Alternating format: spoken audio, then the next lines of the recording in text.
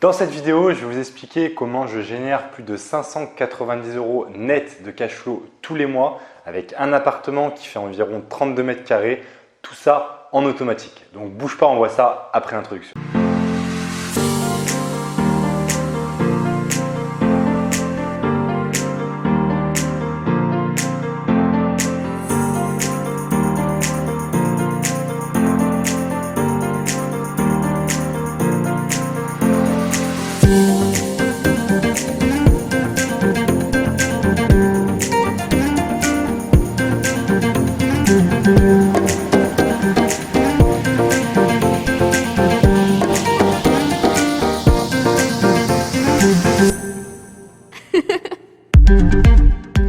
Donc, je suis ravi de te retrouver dans cette vidéo aujourd'hui. Si tu ne me connais pas et que tu arrives par hasard sur la chaîne, je vais me représenter rapidement. Donc, je m'appelle Rémi, je suis fondateur de la méthode d'investissement à distance ImoLibre. Et pourquoi je parle d'investissement à distance? Puisque en 2 ans, je me suis constitué un patrimoine estimé à un peu plus d'1 million d'euros. Tout ça en investissant dans des villes qui sont situées à plus de 3 heures, voire 3 heures et demie en train de chez moi. Et pour rien te cacher, maintenant, je regarde aussi et j'investis à l'étranger. Donc, c'est pour ça que je parle beaucoup d'investissement à distance puisque c'est devenu ma spécialité, quelles que soient les stratégies d'investissement locatif derrière. Ce que je t'invite à faire, c'est déjà de t'abonner à la chaîne YouTube si tu t'intéresses à l'investissement immobilier de façon générale et plus particulièrement à l'investissement à distance, loin de chez soi quand on n'est pas dans les villes rentables, pour être sûr de manquer aucune de mes nouvelles vidéos. Tu trouveras aussi sous la barre ci-dessous un lien qui te permettra d'avoir accès à différents contenus offerts. Donc, tu as juste à laisser ton mail et t'inscrire, c'est 100% offert. Ça te permettra d'avancer dans l'immobilier. Donc, dans cette vidéo, je vais te présenter en fait un cas concret d'un de mes investissements qui est 100% finalement automatisé, que j'ai lui aussi acheté à distance et qui me génère encore tous les mois plus de 590 € net de cash flow grâce à de la location courte durée. Alors, je sais que là, tu as entendu le mot location courte durée, tu dois te dire « Oula, c'est bon, je me suis fait avoir parce qu'il va m'expliquer des rendements derrière, ça doit lui prendre énormément de temps derrière et finalement, ok, il y a du cash flow par la suite, mais si ça me prend énormément de temps, ce n'est pas intéressant. » Tu vas voir en fait que dans un premier temps, je vais te montrer très clairement, donc on va aller sur mon ordinateur, je vais te montrer très clairement les chiffres que j'ai fait sur une année complète en toute transparence, combien j'ai gagné, combien ça m'a coûté en termes de charges et combien mensuellement de cash flow j'ai généré. Et ensuite, je t'expliquerai finalement pourquoi ça me prend, je pense, entre 15 et 20 minutes par mois au global, puisque j'ai tout automatisé derrière. Et tu verras que je suis allé encore plus loin parce que c'est un investissement qui m'a généré de l'argent alors que j'étais pendant 5 mois en voyage en Asie, donc à plus de 10 000 km de la France et que ça continuait à tourner sans que je m'en occupe. Donc bouge pas, on va voir dans un premier temps les chiffres. Donc on va aller sur mon ordinateur, donc on va changer de paysage on va dire et ensuite on va revenir. Donc on se retrouve comme je te disais côté ordinateur pour que je te présente un peu les différents chiffres, l'appartement en lui-même et un peu comment je le gère derrière.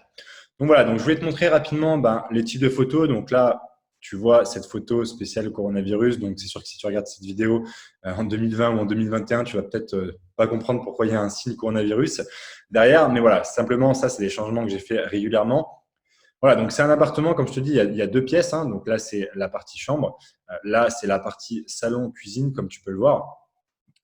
Donc tout a été rénové, tout est moderne derrière. On a mis de la décoration. Donc voilà, tu me diras dans les commentaires ce que tu en penses.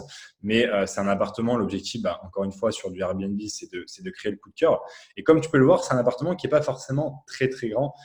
Derrière, il y a une petite salle de bain, il y a une petite chambre et une petite pièce à vivre. Donc, il fait à peu près dans les 32 mètres carrés. Et c'est un appartement, voilà, je te montre un peu le tableau de simulation. Donc là, forcément, il y a le terme qui est remboursé puisque j'ai fait une demande de report par rapport à la situation du coronavirus. Donc, tu vois que là, pendant cette période-là, pendant 6 mois, j'ai quasiment rien à rembourser. Donc, ça va, entre guillemets, augmenter aussi cette rentabilité derrière. Mais en moyenne, comme je te disais, on est à 371,31 € tous les mois. Et c'est un investissement qui m'a coûté à peu près 77 000 €.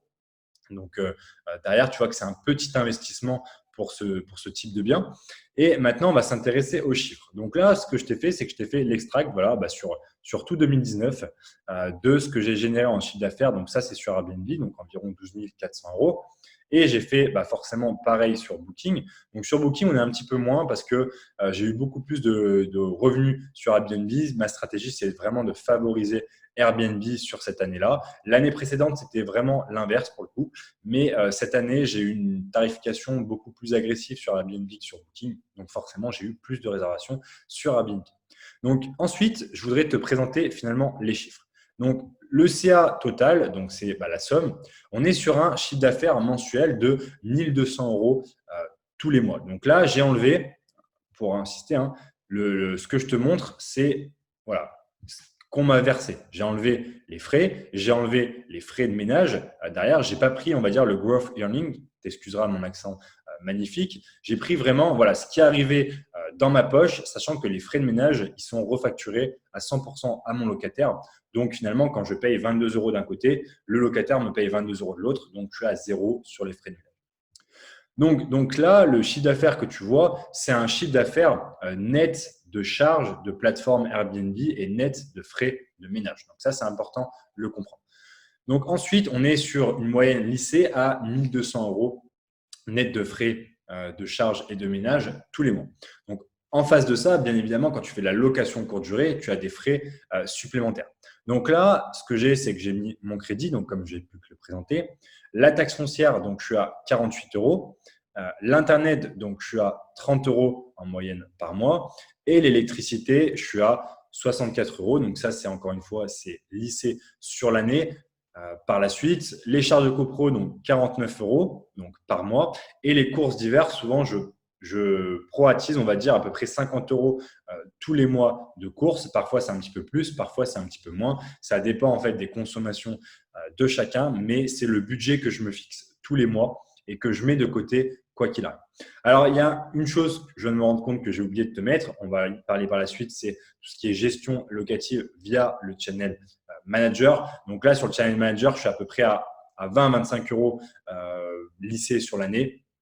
Donc voilà, donc il y a cette charge à rajouter de 20 euros derrière. Mais sur les charges mensuelles, on est à 612 euros par mois. Et donc, si tu fais la différence, on est sur un cash flow qui est net avant impôt, et on va en reparler par la suite, de 590 euros par mois. Donc ça, c'est net de net quand j'ai tout enlevé, comme je te l'expliquais. Derrière, sur un appartement qui m'a coûté à peu près 77 000 euros, donc pour arrondir, moins de 80 000 euros. Donc, je ne sais pas si tu te rends compte, mais voilà, c'est un appartement qui fait 32 mètres carrés.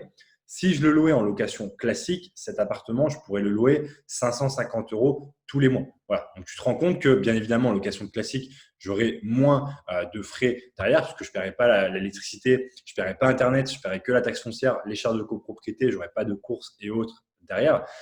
Mais tu te rends compte que le cash flow, il serait quasiment en autofinancement, voire un très, très léger cash flow. Donc là, j'arrive à générer sur le même appartement plus de 590 euros net de cash flow tous les mois. Les deux remarques que je t'ai mis, on va rentrer un peu plus dedans dans la suite de cette vidéo, c'est que j'ai eu 4 mois en location longue durée. Donc forcément, c'est plus stable, mais je loue moins cher. Et surtout, j'ai passé 5 mois en Asie. Donc là, ce qu'il faut que tu comprennes, c'est que cet appartement, il est 100% automatisé. Il est 100% automatisé. Et pourquoi je te parle de 100% automatisé? Parce que j'utilise quoi? J'utilise un channel manager. Donc moi, j'utilise Bets24. Je t'invite à te renseigner si tu ne connais pas Bets24 pour voir finalement qu'est-ce que c'est, comment ça fonctionne derrière. Et ça me permet de synchroniser tout mon calendrier, tous mes mails, toutes les prestations avec ma gestionnaire sur place qui va me faire le ménage, tous les envois de mails, de factures derrière avec mes locataires. Donc, en fait, j'ai quasiment rien à gérer.